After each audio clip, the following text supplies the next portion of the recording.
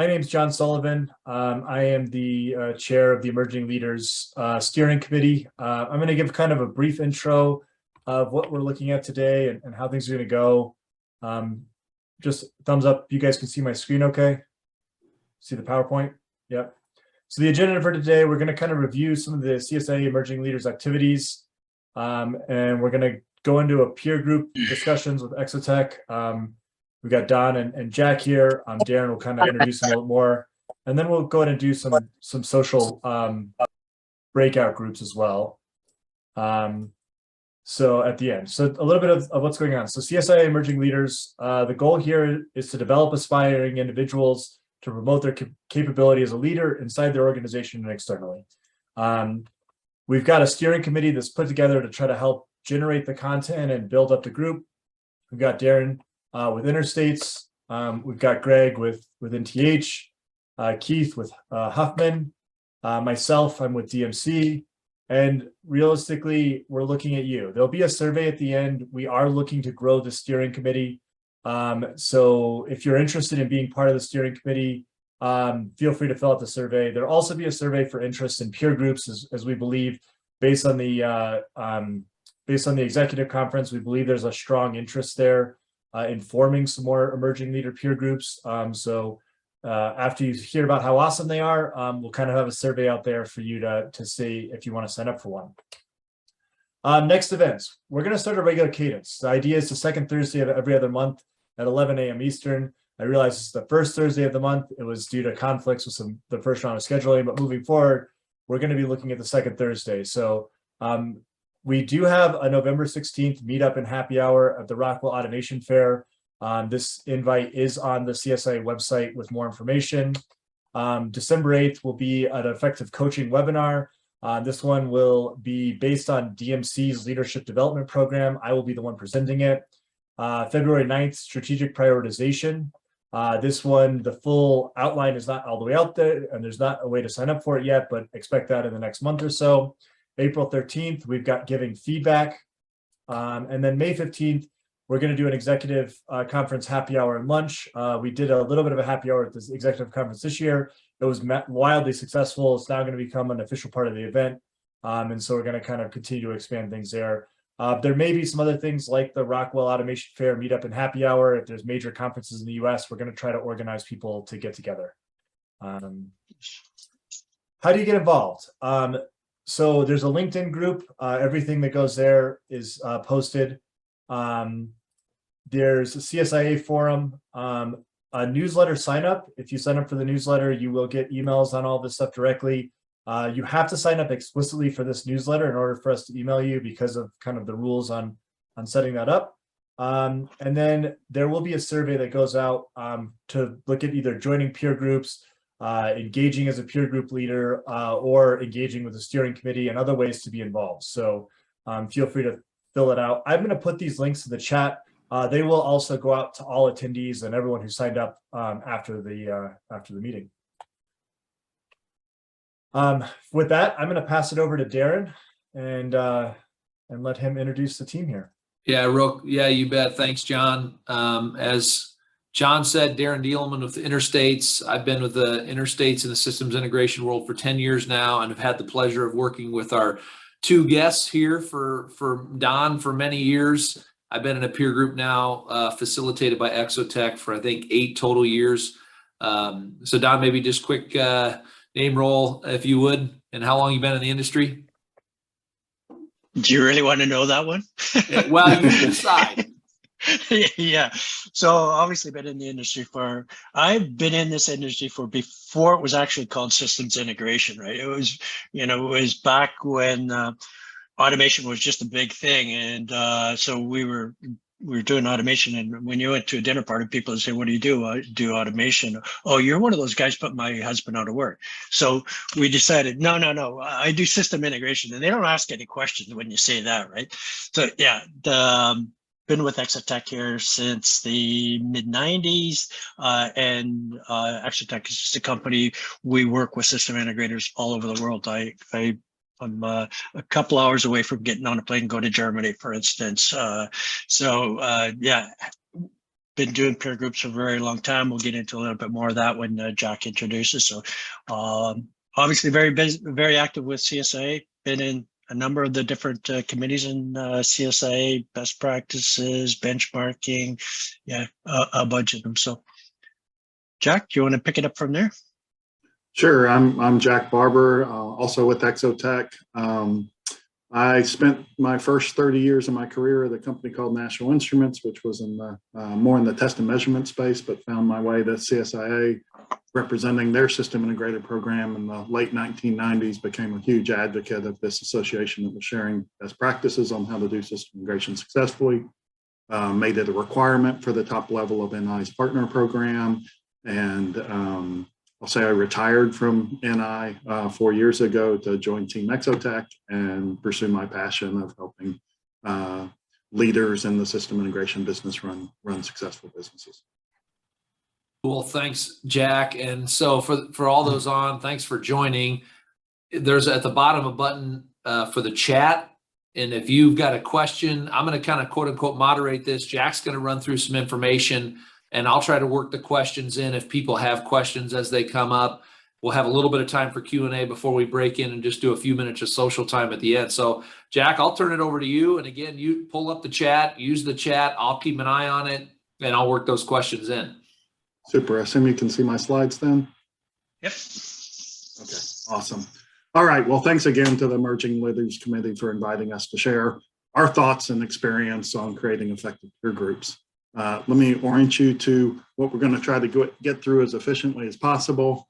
Talk about the power of peer groups, kind of how you find members, what the meeting format looks like, requirements, at least as far as Exotech is concerned, to be part of one of our peer groups, and then some of the kind of governance things that come up that if you're considering joining one of our peer groups or forming your own, you may want to consider.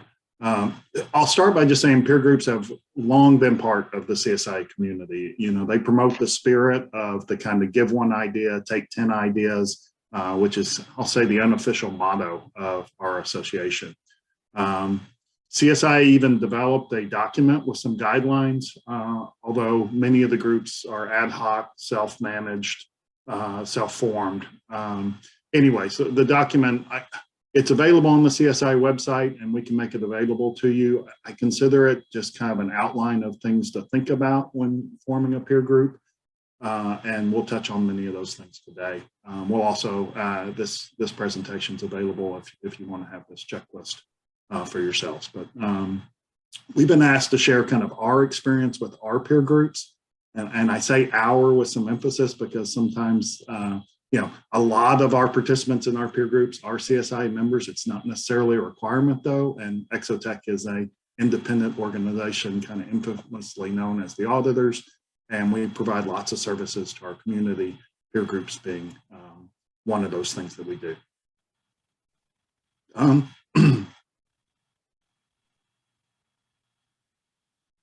You want to talk a little bit about our history with peer groups?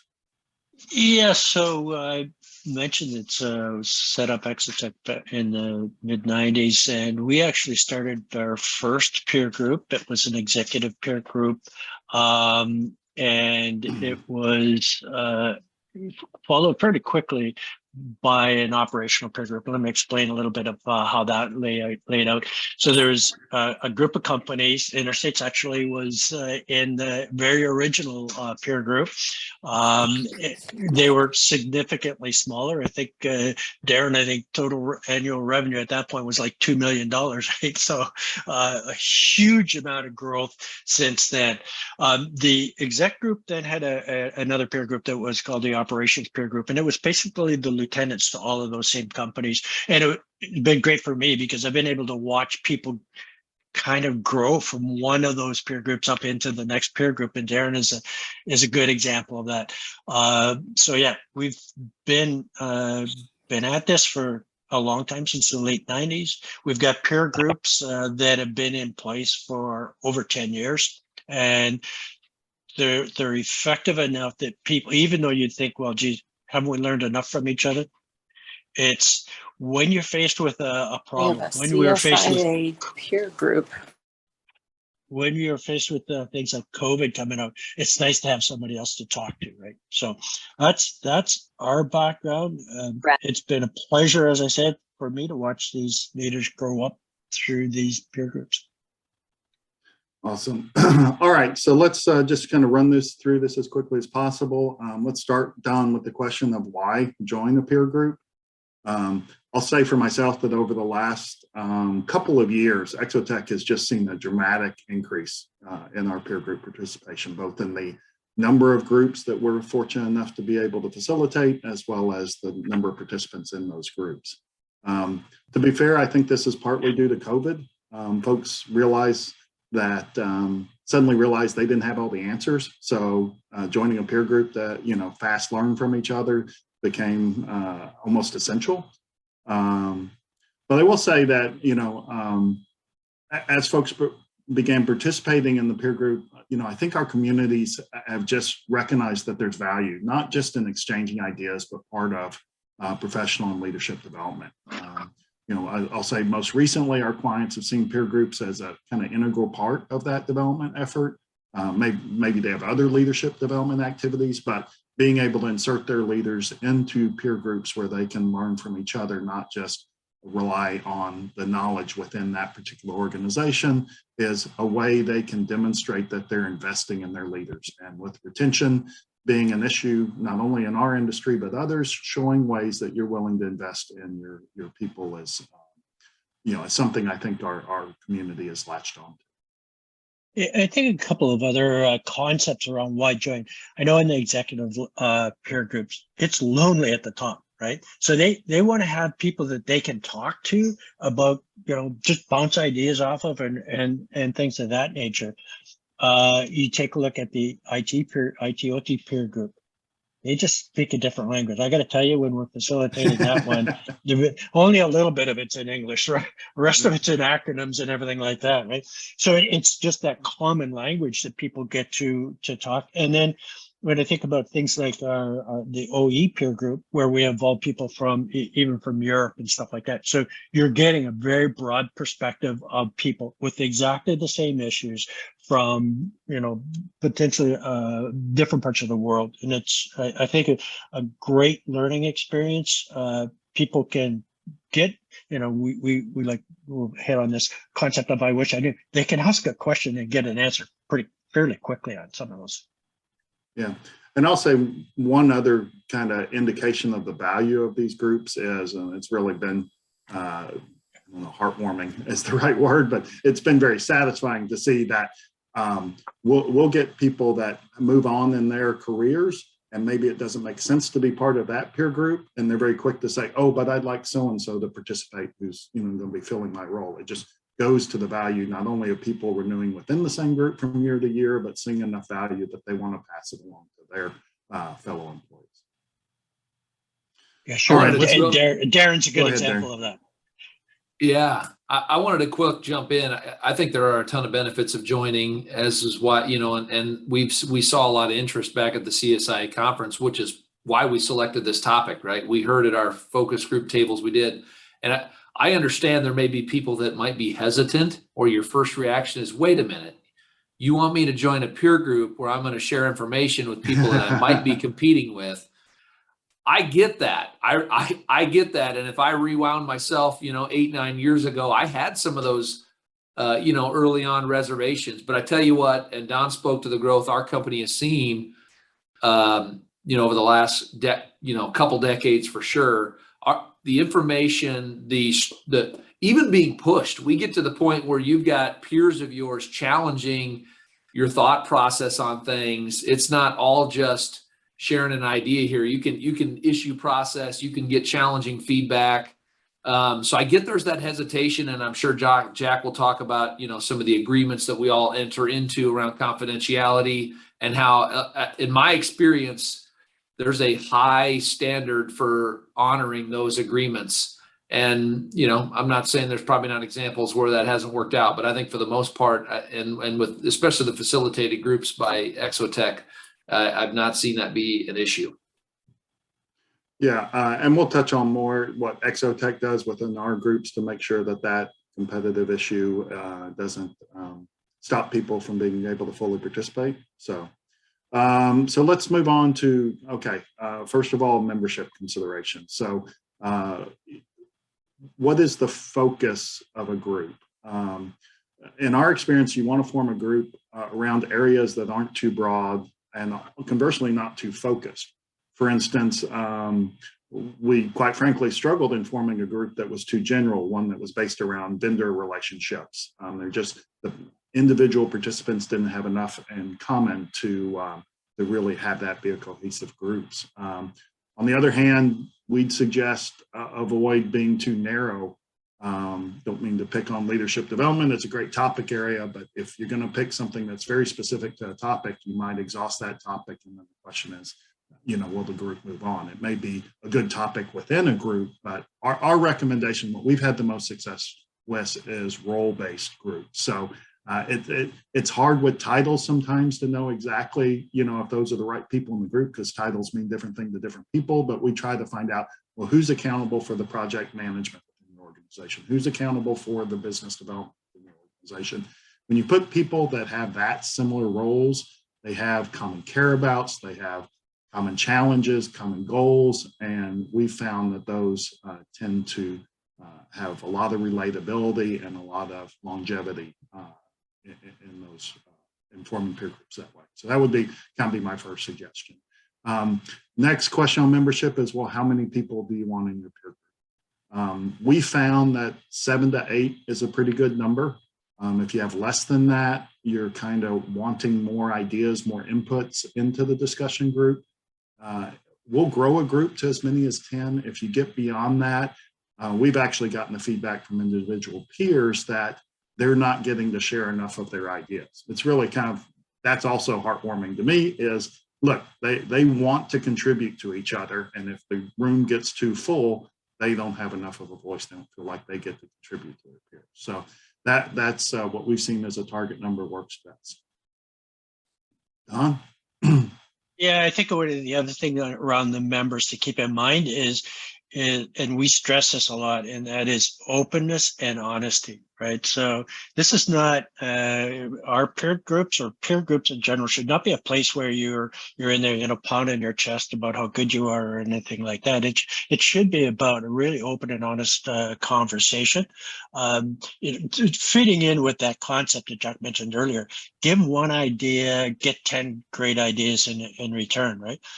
And then part of what I find us having to do as facilitators is, I'll call it, help the introverts in the room, right? So how do we get people engaged? So if there's somebody that we know that, they've got some good ideas, but they're not speaking up, we'll help provide a safe environment for them to speak up and share their ideas and concepts. So I think that's a key part of what the facilitator does, is make sure that the participation is open, honest, and active. Yeah, and in that open, honest vein, it's kind of finer point, but we like to make it is participation in our peer groups is tied to the individual, not necessarily the company. So we don't want a company to say, well, we're part of this group and they're just rotating people through it, because that kind of undermines that, connective, cohesive relationship. So it's not that we won't consider replacing somebody with another person. We just want the companies to have the expectation that it's really Darren that's joining the peer group. It's not just interstates. All right. Any questions pop up, Darren, or is that good? Okay, awesome. Let's move on then. Next kind of question areas is, okay, what about the meetings themselves, their format? We ultimately, with our groups, will cater to the collective preference of the groups, and each of those get to decide that individually. But here's what we found to work for the majority of our groups, particularly ones that are first forming. So those groups tend to be primarily remote, usually have monthly meetings, say 1 to 2 hours in a kind of Teams or Zoom format. If you meet less frequently than that, what we find is the group tends to lose momentum. You want to have some, regular periodicity of being in communication with her, so that, those relationships get formed and the conversations can deepen. We also encourage our groups to meet at least once a year face-to-face.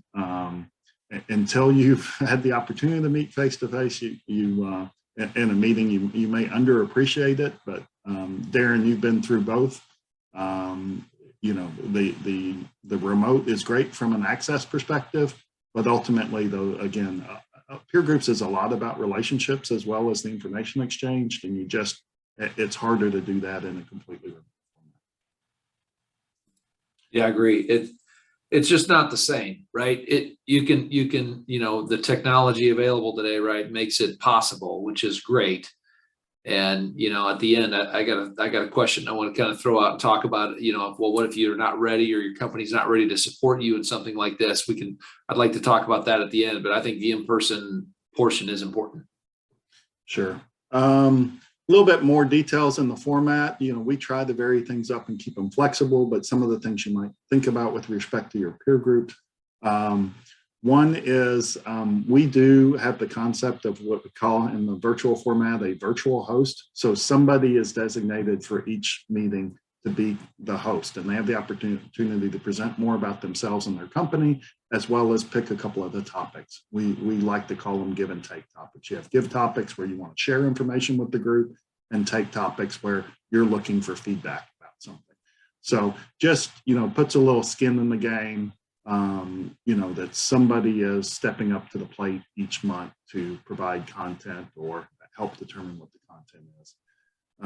The other aspect, we call them I Wish I Knews, which is more kind of topical, what is on the top of everybody's mind, is getting out in front of the meetings and soliciting that in advance and having that drive the discussion based on what is of most interest to the people. So I don't want to oversell the facilitation perspective, but left to its own devices, we realize the facilitation of these meetings is on top of your current job, where in our case, it is our job. So there is kind of that logistics and facilitation that takes to prep meetings and make sure that they go well. Anything else there? Yeah, a couple of other things, Jack. So on the face-to-face, typically what we will do is we'll do that at one of the offices of one of the members, right? And that's been hugely successful. It's you get a different perspective of the members when you actually get to their facilities. Another component is, you know, beyond the meetings, let's say, the networking. So I know Darren, you've experienced some of the networking in the ops group, and you've experienced some of the networking on the exec group, which was an interesting new experience for you. You know, there's the one group that Darren was part of. I think we did, I don't know, go to gun range, axe throwing, curling, glass blowing. I mean, you name it, right? But it was all around building up that network and relationship, and it's amazing how much of an impact that has.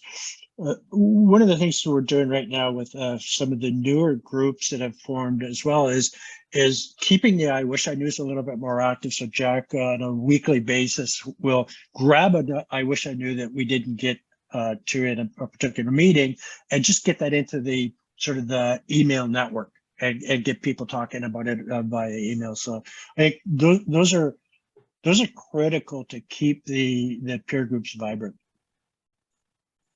Yeah, I think that's a good point, Don. You know, some people fixate on the meetings and say, you know, we're quick to point out that the value out of the peer groups isn't merely contained within the meetings themselves. They're certainly valuable. They're the mainstay of the peer group, but there's always the ability to communicate with your network, with your peers in between the meetings. So whether it's an I Wish I Knew that we didn't get to, we try to come up with a weekly topic to throw out there, or something that a peer needs an answer sooner on and can't wait till the next meeting. So go ahead and get that out to your peers, and we'll encourage discussion.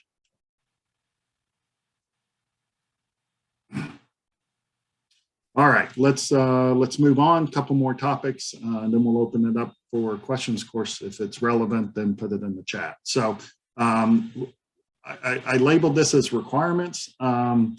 at least as far as Exotech is concerned, if you guys want to form your own groups, great, more power to you. But Exotech does need to cover the cost for creating, maintaining, and facilitating these peer groups.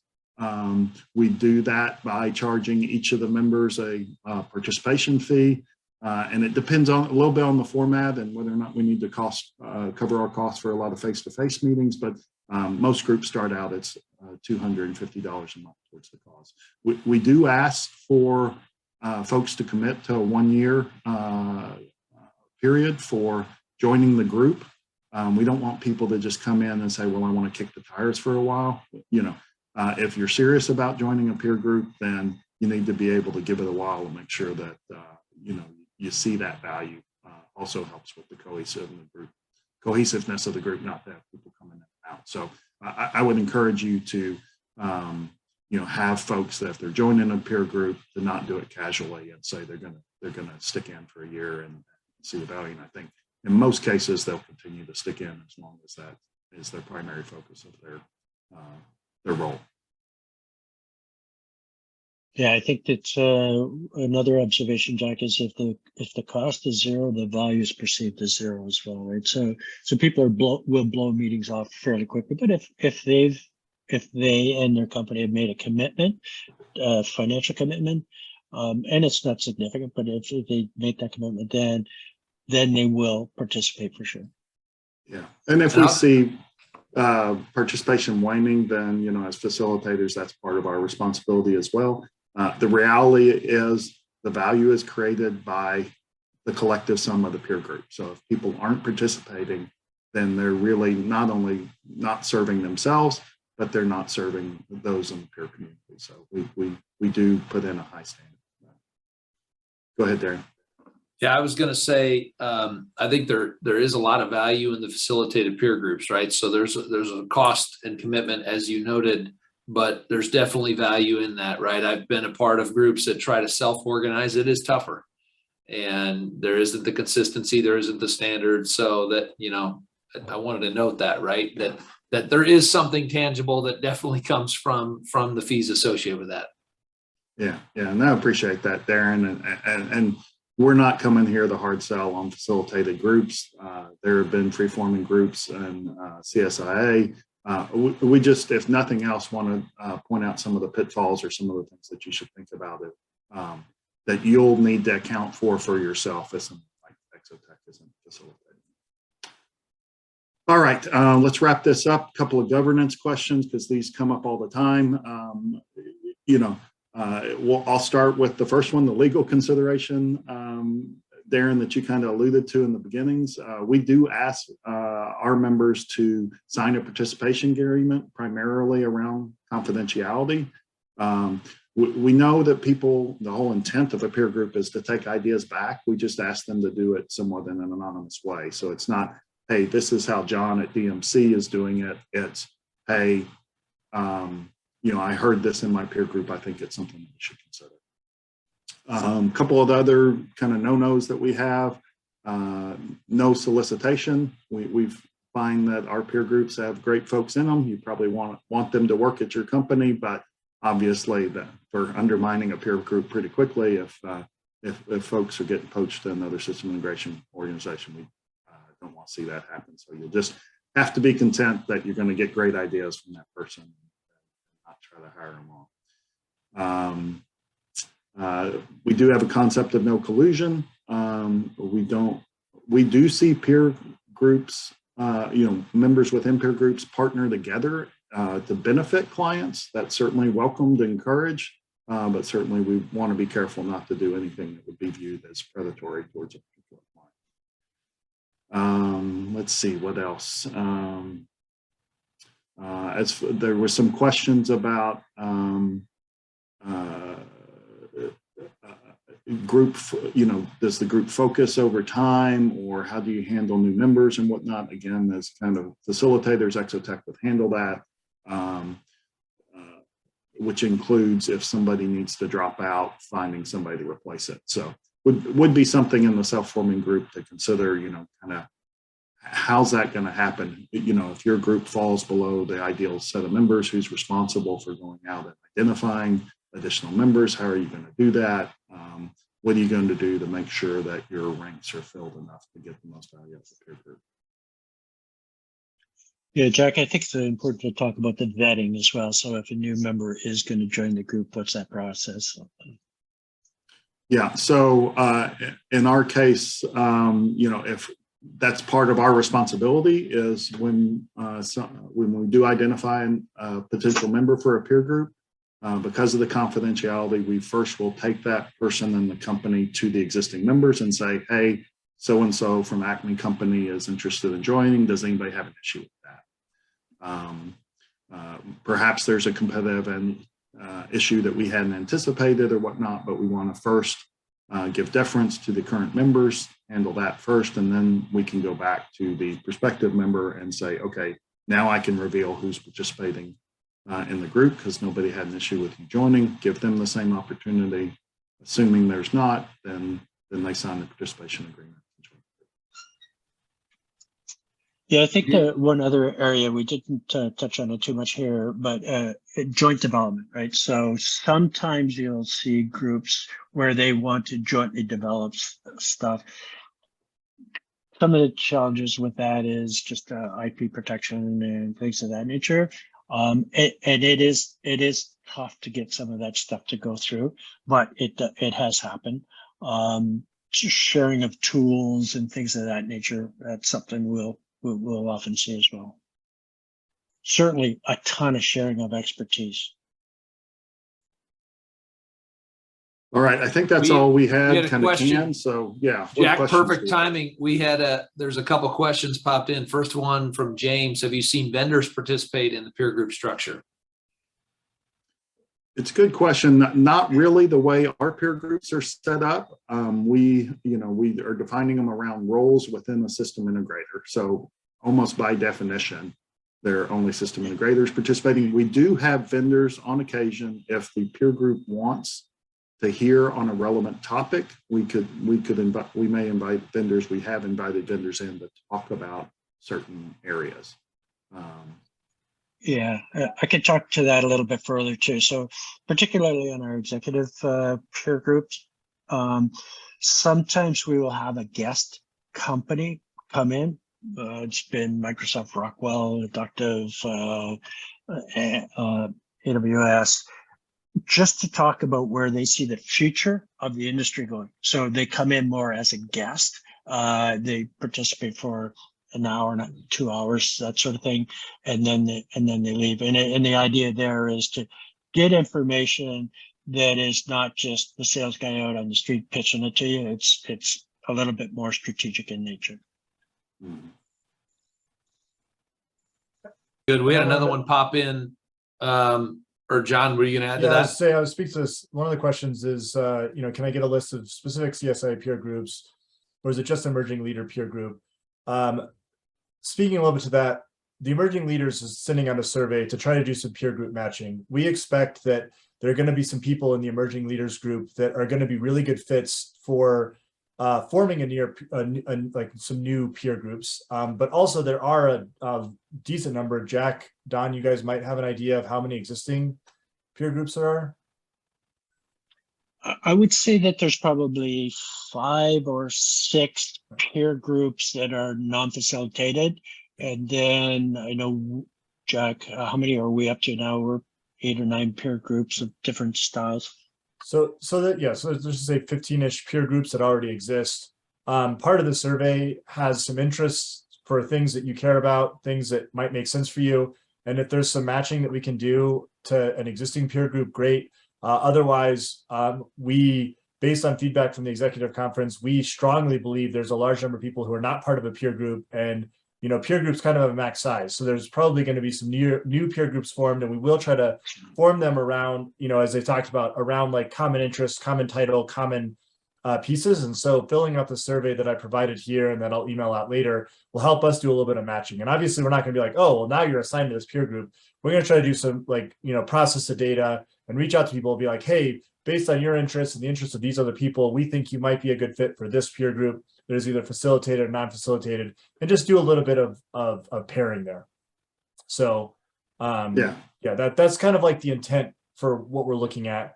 there was just a lot of interest in getting involved somehow, a lot of interest in forming new ones, and both non-facilitated and facilitated. So we're going to just, as an emerging leader group, we believe that peer groups, and Darren can speak to this, the peer group's been massively beneficial for him as he's grown through his role. And so we just think this is one of the most impactful things that we as a steering committee can do. And so we don't know exactly the details. It's going to be depend on how many people fill out the survey, what they say, what their titles are, whether or not they want facilitated or non-facilitated. But based on that, we'll reach out to you guys individually that fill out the survey and try to do this. Yeah. And John, maybe maybe you could take a look at that next question too, and handle that one if you would. But I'll add real quickly first. The goal of the emerging leaders team and group isn't necessarily to be the facilitator of peer groups long term, right? We heard about this as an area of interest. There's likely a need. Can we do a little bit of, can we get a list of who might be interested in and help try to make some connections to get it started off, and then maybe kind of let it run from there. So that's just so everyone's clear. That's sort of where given we heard the urgency and interest in this topic, how we wanted to get it started. Right. And on the recording, yes, the recording will go out. It'll be probably early next week that we'll get a recording out to all of the attendees. I'll also post a link to it on the LinkedIn group as well as the CSIA forum. Thanks. And Rich, we'll reach out to you directly. Jack will reach out to you just to give you some more specifics around the Exotech peer groups that you asked about. Yeah. Are the groups organized regionally? I guess I could take a cut at that, and obviously Jack and Don can add to that. I would say short answer is no. I mean, at least there's only United States members in my peer group, but that spans the New England area to the Southeast to the Midwest, offices really from coast to coast, north to south. So I don't, and a company headquartered in Canada is also in my peer group. So that's I don't know, Jack or Don want to add to that. It's pretty tough to stay away from the conflict when you're too regional, right? So, it's your competitor down the street and things of that nature. I think it might be tough. But the other thing is that I know the peer groups generally try to organize around things. There were a bunch of peer groups that met the Monday before the CSIA executive conference, as an example, or other, major things where people might be in the same area, try to tagging along with those so that there's not as much explicit travel. There's definitely some pairing that tries to happen to make things easier on that. Good. I don't see any other questions in the chat. I wanted to throw out one that I kind of teased earlier. Well, hey, this sounds great, but my company, we're too small. We're not going to commit this sort of time and resources to a formal peer group. So this sounds great. It just doesn't seem realistic for me. What advice would you have? And I can start out with what I would say, and then I don't know if Jack or Don have any, but I would start by saying, focus on building relationships and building a network, so that you can have people that you can call to ask questions about, sort of in a trusted environment, and that you can't really do that if you don't have a relationship with them or they're not within sort of your network. And then a second thing, engage with this group, right? Try to, jump on the webinars once a month, especially when it works out. Consider attending the conference, the CSIA conference, which is annually. The next one is in New Orleans next May. Consider that and build some connections there. Because I understand that, I think that comment was thrown out when we had some roundtable discussions at the last conference.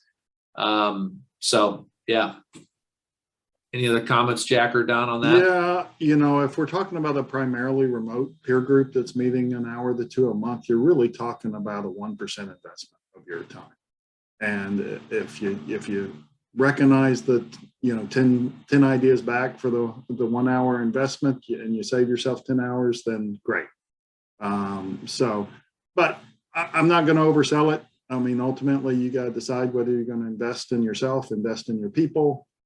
Is that worthy regardless of kind of what size of company that you are. We do, and I didn't particularly talk about this in our peer groups, we don't organize by region. If we have enough people, we will, for a particular area, sometimes we'll organize around size of company, because the challenges for a smaller company are sometimes different than a larger company. Or we may break it into more specific roles and responsibilities. Great ad there, Jack. And I don't throw this question out to discourage you. Obviously, I see a ton of value in it. I'm kind of a card-carrying member, if you will, of doing peer groups. It's a matter of, if you don't feel like you're in that position, or you're maybe a year or two away, again, I think the value is there, but, just throwing out a couple ideas. There was a question from Tim about point person at Exotech. Jack, I'm assuming that might be you, but.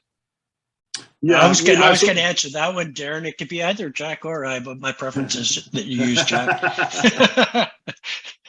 Yeah. I'm fine as a point to start out with, and I keep a list of folks that are interested in a peer group, so that if we have an opening in a particular peer group, then they're the first people on our list to give a call. So reach out to me, and I'll let you know more about the types of peer groups that we have, and maybe there's a slot you can slip into immediately. Yeah. And if we get enough interest, we'll expand a group, split a group, whatever it takes to serve as many in our community as possible. One thing I want to touch on quickly, because we get this occasionally, Don, is a Exotech or CSIA group versus another group, hate to pick on them, but say Vistage, because they're pretty popular. So, we actually see people participating in more than one peer group. So it's not necessarily an either or situation, but there are advantages, no doubt, to picking something like Vistage that is going to be regional. They're likely, almost assuredly, not going to be all system integrators in the room. So you can consider that as a plus or minus, depending on where you want to head in your career.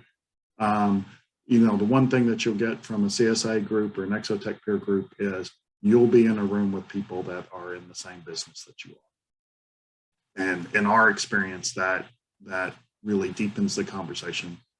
So sometimes somebody doesn't have the answer you were looking for, and I'll say there's a little bit of misery loves company. It's nice to know sometimes that nobody has a great answer for that, and okay, how collaboratively can we go to work on this, as opposed to just sitting there kind of lonely at the top, as Don mentioned, of I wonder if I'm the only person who hasn't figured this out yet.